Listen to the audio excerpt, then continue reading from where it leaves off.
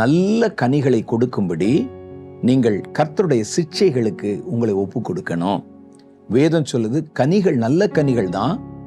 அதுல கர்த்தர் விரும்புவது மிகுதியான கனிகள். மிகுதியான கனிக்கு கர்த்தர் என்ன சொல்றாரு?